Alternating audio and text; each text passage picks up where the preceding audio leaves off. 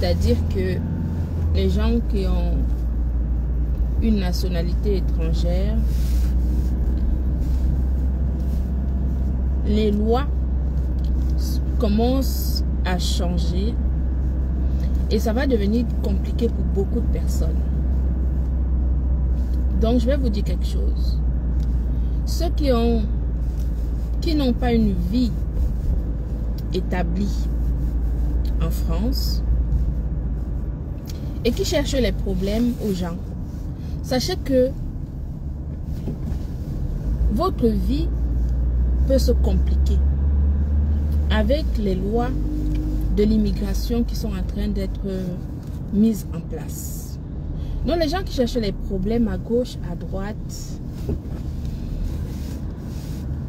ça risque de se compliquer sérieusement pour beaucoup de personnes.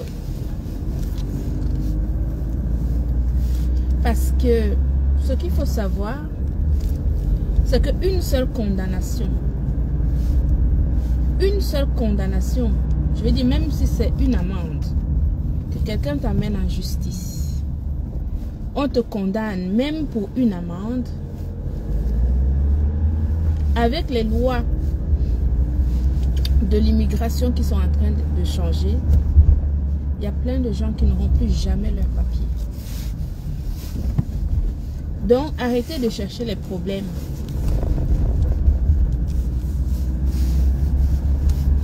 Arrêtez de chercher les problèmes aux gens. Parce que votre vie peut se compliquer vraiment si vous avez une seule condamnation. Même sans condamnation, vous avez bien compris que maintenant, il faut passer des tests. Hein. C'est-à-dire, avant où tu arrivais, tu justifiais des petites choses et on renouvelait tes papiers. Ça, c'est fini, ça. C'est fini. Maintenant, il faut écrire et lire. Ça veut dire qu'il faut passer des tests oraux et passer des tests écrits pour avoir ton titre de séjour. Et ça, c'est valable en fonction du titre de séjour. C'est par niveau d'études. Par niveau d'études. Ça veut dire que si, par exemple, tu as une carte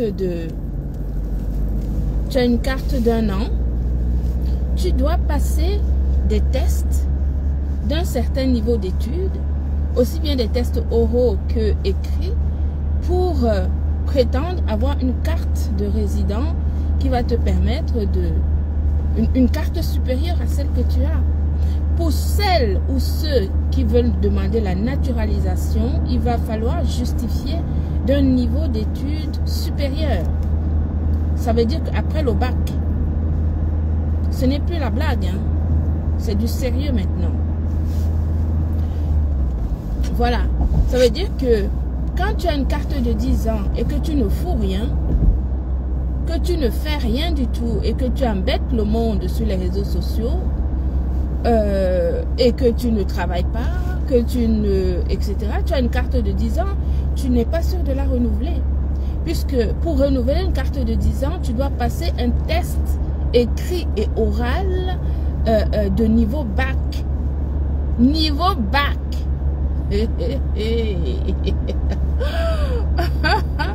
Non mais c'est grave. Pour renouveler ta carte de 10 ans, maintenant, il va falloir que tu passes un test écrit et oral du niveau bac. Niveau bac. Si en plus tu as une condamnation, que tu as été condamné, même ne serait-ce que pour... Ne serait-ce que même une amende, que quelqu'un t'a porté plainte et on t'a condamné pour payer une amende, tu n'auras plus jamais ta carte de 10 ans. Encore moins ta naturalisation. La naturalisation, il faut passer un test de niveau supérieur, d'études supérieures, c'est-à-dire universitaire. Il faut avoir fait l'université. Ok? Pour prétendre à la naturalisation dorénavant. Ce qui me fait rire, c'est que j'ai vu une émission justement sur ces lois d'immigration qui sont en cours. Et on a fait passer un test pour la naturalisation aux Français. Français de souche. Et des Français de niveau Bac plus 5. Il y en a qui ont échoué ce test-là. C'est-à-dire qu'on a pris le test qu'on va faire passer aux immigrés qui souhaitent avoir la naturalisation par degré. Les Français de souche qui ont fait ce test, il y en a plein qui ont échoué. Alors qu'ils avaient niveau Bac plus 5. Donc les gens qui ne...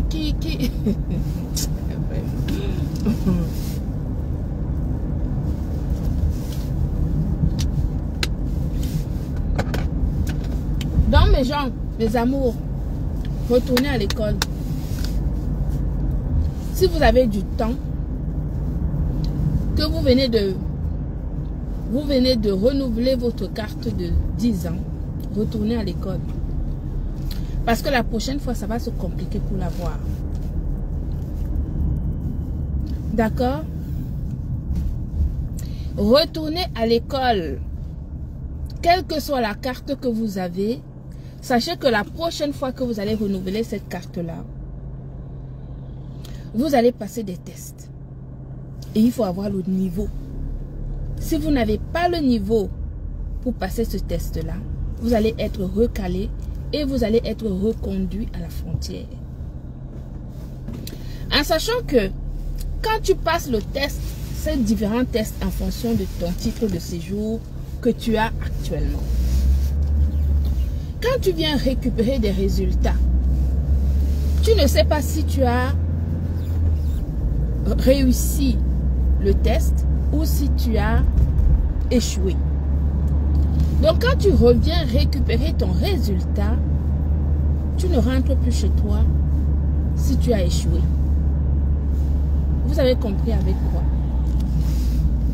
Ça veut dire tout simplement que la France est en train d'adopter les mêmes lois qu'en Suède. En Suède, c'est la même chose. C'est-à-dire que ils ont même créé des centres de rétention pour les reconduire à la frontière des gens qui ont échoué leur test. Donc si tu échoues ton test, tu n'es pas sûr. Quand tu viens récupérer tes résultats, on ne te dit pas si tu as échoué ou si tu as réussi. Donc si tu as réussi, c'est bien. Tu vas avoir ton titre de séjour. Tu prends tes résultats, tu vas avoir ton titre de séjour. Mais si tu as échoué, quand tu viens récupérer tes résultats, tu ne rentres plus chez toi. C'est-à-dire que tu n'auras même pas le temps de te préparer pour rentrer chez toi. On ne va pas te relâcher dans la nature pour que tu continues à aller chercher des voies et des moyens pour régulariser ta situation. Quand tu viens récupérer ton résultat, si ton résultat est négatif, c'est là, on te récupère, on t'amène au centre de trucs, on te rapatrie dans ton village. Et tu sais bien que quand vous passez le test, on sait qui tu es, on sait de quel pays tu es. C'est pas comme avant où on t'arrête en route et on te demande quelle nationalité tu es. Tu dis que tu es tchadien alors que tu es camerounais. Auquel cas, ils ne savent pas si tu es vraiment tchadien, si tu es vraiment camerounais et ils ne savent pas où te rapatrier. Quand tu vas venir faire ton test, on sait de quelle nationalité tu es, où tu vis. Ils ont toutes les informations sur toi. Donc, quand tu reviens, quand tu viens récupérer tes tests de ton examen de niveau, si tu as échoué, ce jour-là, tu ne rentres plus chez toi. Ça veut dire que tu n'auras pas eu le temps de préparer ton sac, puisque tu ne sais pas d'avance si tu as réussi le test ou si tu as échoué le test. Le test de niveau. Donc, les gens qui pensaient que quand on vous dit que quand vous arrivez en France, la première chose qu'il faut faire, c'est de se mettre à niveau. Les Européens se mettent à niveau toute leur vie. Les Européens font la valorisation des acquis. Comment on appelle ça? Oui, la valorisation des acquis. Mais nous, les Africains, nous ne faisons pas la valorisation des acquis. Tu vas même faire un travail quelque part, tu apprends plein de choses. Quand tu vas travailler quelque part, c'est un apprentissage. Et tu peux faire valoriser ces apprentissages pour te donner un diplôme. Et la valorisation des acquis, c'est reconnu ici en France. Personne ne le fait ici en France. La France, c'est un pays d'accueil. Mais beaucoup de personnes se sont assises sur ça et n'ont oublié d'évoluer en faisant justement de remises à niveau. Maintenant, vous allez faire comment?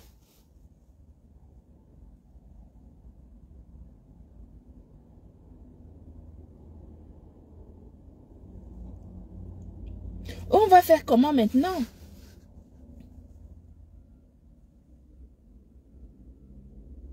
Ça va se corser très, ça va se corser pour beaucoup de personnes.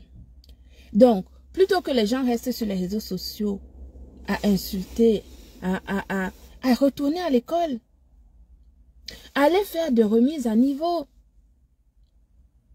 Si vous avez des cartes d'1 an, de 2 ans, de 3 ans, de 5 ans, allez vous mettre à niveau de façon à ce que le jour où vous allez passer votre test, que vous puissiez justement avoir une chance de renouveler votre papier.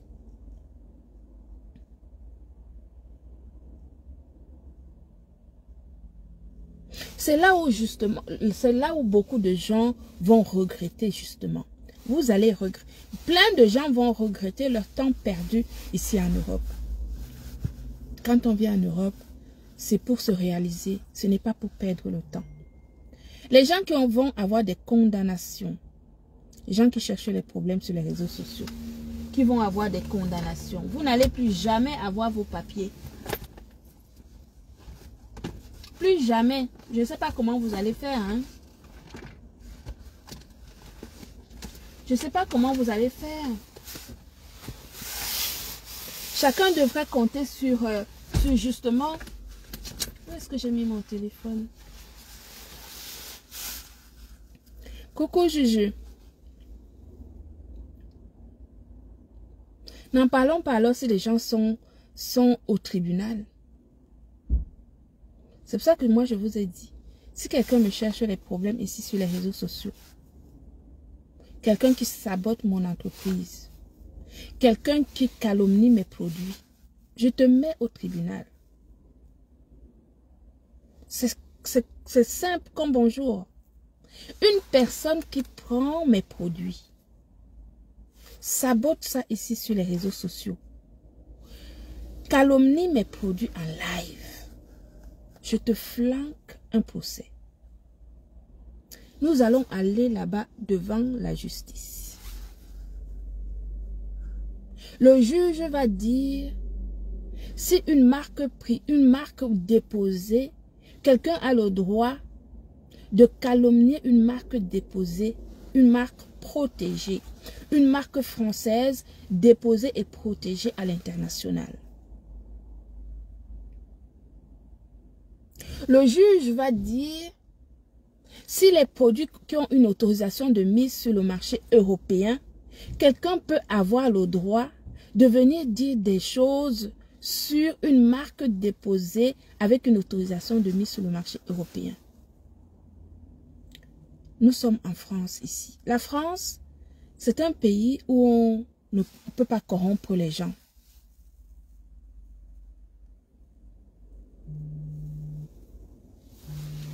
La France, j'ai mis mon téléphone.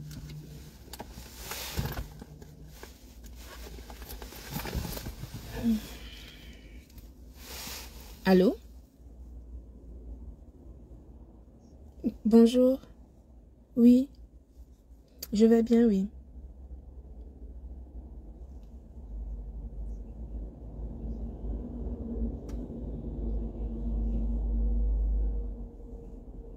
Mhm.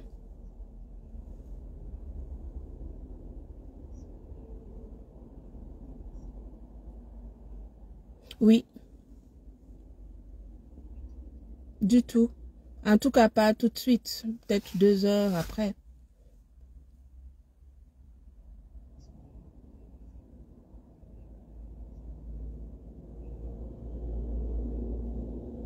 Ok. Mais là, je suis en live, madame, s'il vous plaît. Je vous rappelle après? Oui, c'est ça.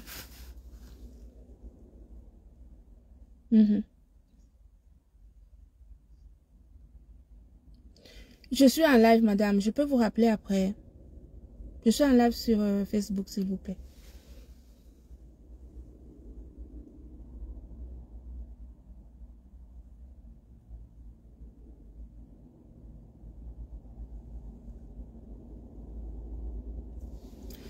Donc, j'étais en train de dire ceci.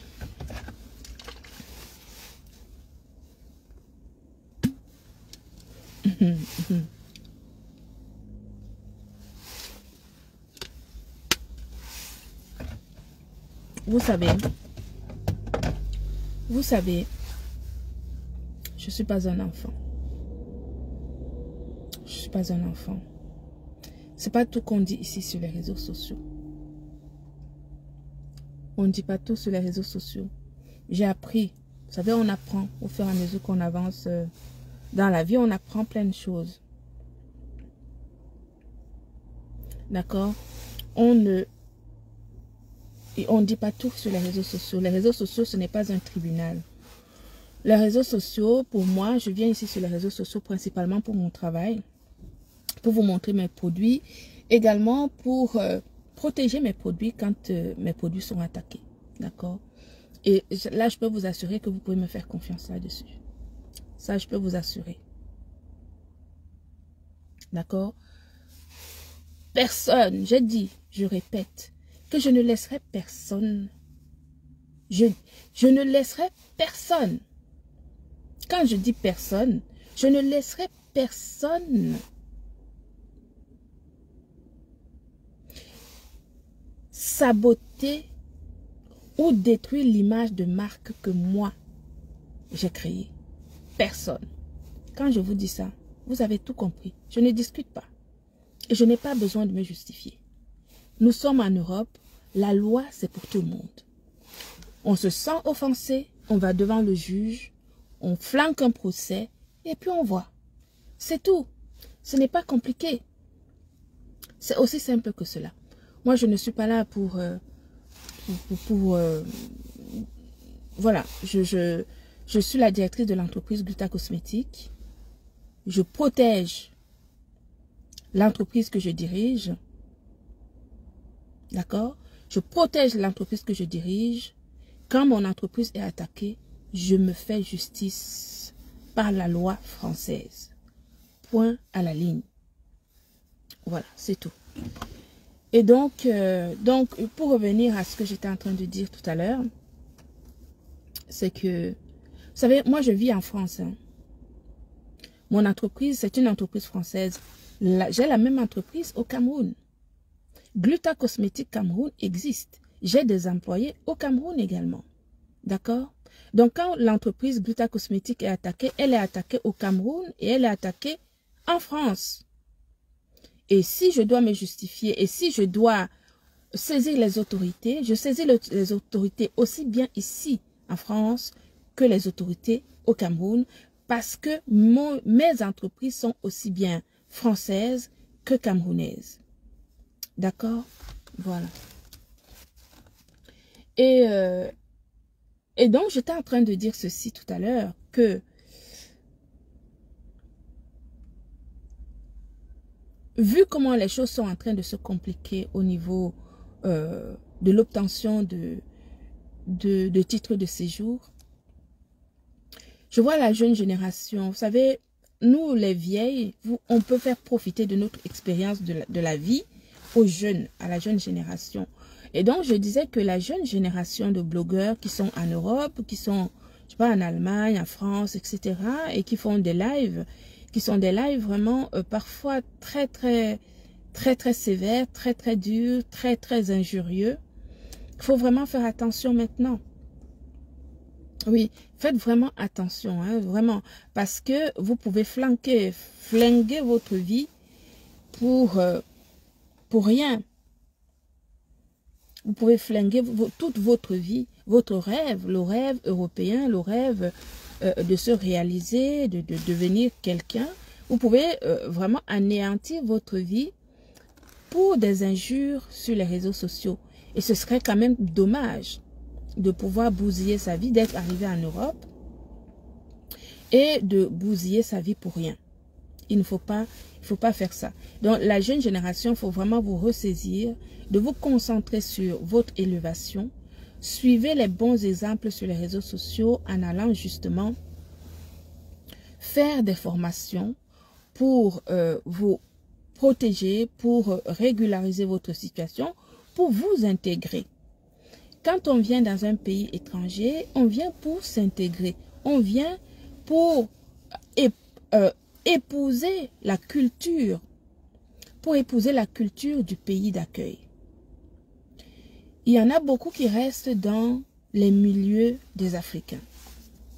C'est une mauvaise chose que de vivre dans le milieu des Africains quand tu viens en Europe.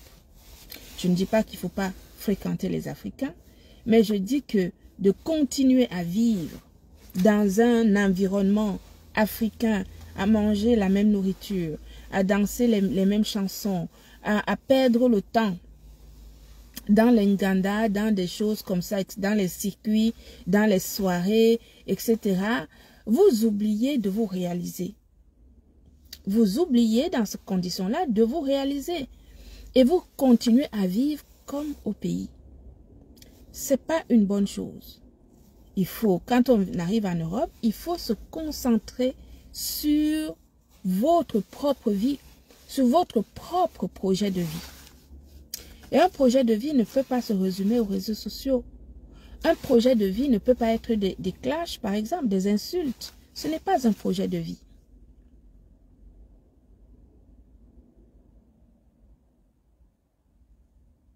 Ce n'est pas un projet de vie.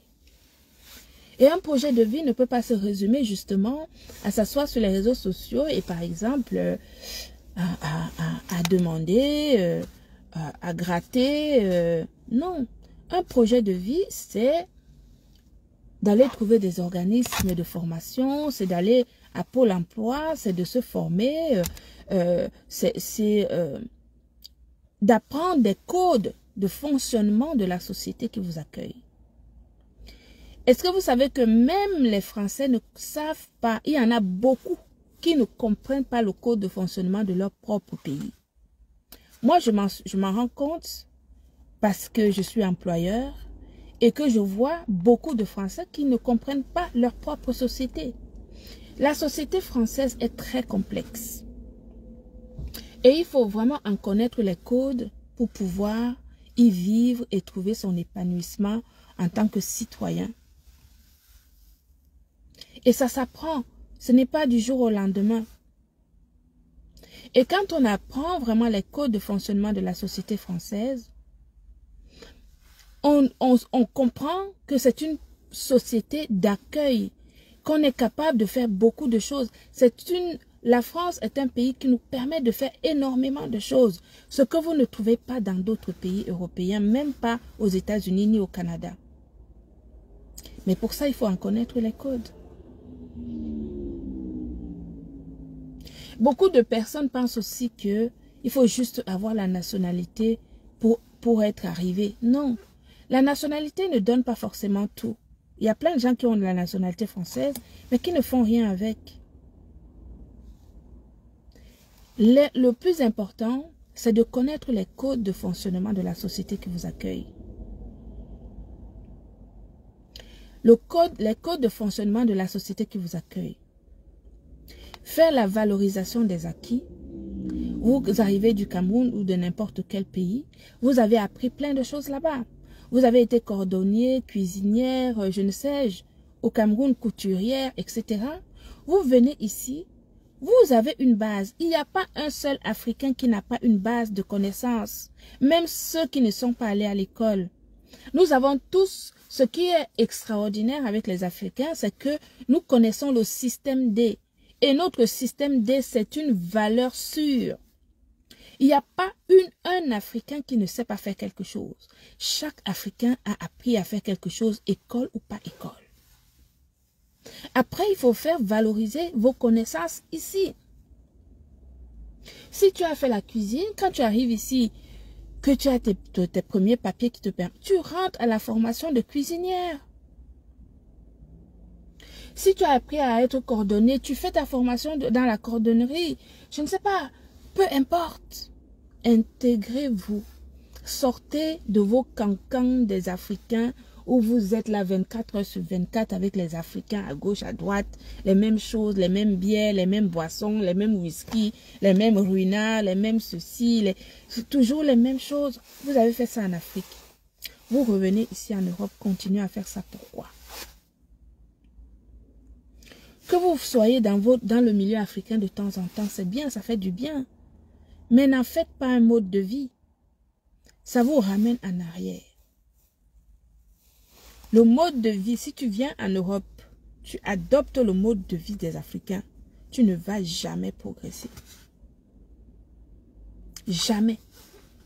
Tu vas rester au statu quo toute ta vie.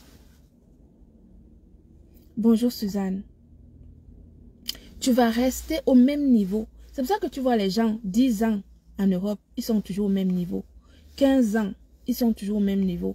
20 ans, ils reculent même.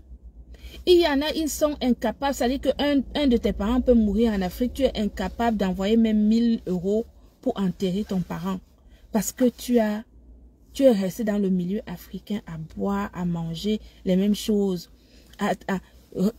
Comment vous appelez le mot là? Gigolo. À gigoler les femmes, etc. Et tout. Tu oublies de te réaliser. Tu oublies de te réaliser. Et les gens qui cherchent la vie facile, nous tous nous connaissons les voies et des moyens de vie facile. Mais comment tu peux te construire dans une structure facile? Tu vas élever tes enfants comment? Les enfants, quand ils vont à l'école, ils disent, on demande à l'école, la profession de ton père, la profession de ta mère. On pose cette question aux enfants. Quand les enfants, on inscrit les enfants à l'école, on met profession de père, profession de la mère. Et vous savez comment les enfants sont dans les cours de récréation. Moi, mes enfants ont fait des études, sont dans des écoles privées. Quand les enfants sont dans les écoles privées, vous connaissez ces gens-là? Hein? Je me souviens, mon ex-mari m'avait dit, quand j'avais inscrit notre fils à l'école, une institution ici dans ma ville, il m'avait dit, tu as inscrit mon enfant à l'école du Front National. Que j'ai inscrit son enfant à l'école du Front National. Mais parce que c'est le genre d'école où c'est de génération en génération. Le grand-père était dans cette école, la mère était dans cette école, le père était dans cette école, les enfants sont dans cette école, les petits-enfants vont être dans cette école. Ce genre d'école, ce sont des institutions où des générations et des générations passent dans cette école. Parce que ce sont des écoles qui structurent les Français, Donc quand toi, immigré, tu mets même ton enfant dans ce genre d'école, il regarde même ton enfant un genre. Mais c'est là-bas, dans ces écoles-là, qu'il faut mettre ces enfants-là.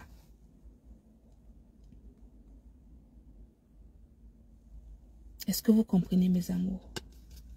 Faites très attention. Intégrons-nous. Prenez le temps de vous réaliser. On peut s'amuser de temps en temps. Mais l'amusement, dès que tu arrives en Europe, si tu embrasses l'amusement là va vraiment bien t'embrasser et tu vas le regretter quand il sera trop tard. Intégrez-vous. Faites des formations. Allez avec des Européens. C'est la meilleure école. Quand vous fréquentez les Européens, vous fréquentez les autochtones, vous apprenez beaucoup de choses, les subtilités de la vie française, les subtilités des choses qui vous font connaître le code de fonctionnement de l'Europe, de la France. Vous n'allez pas apprendre ces choses-là quand vous êtes dans le milieu des Africains. Jamais. Est-ce que vous comprenez? Voilà.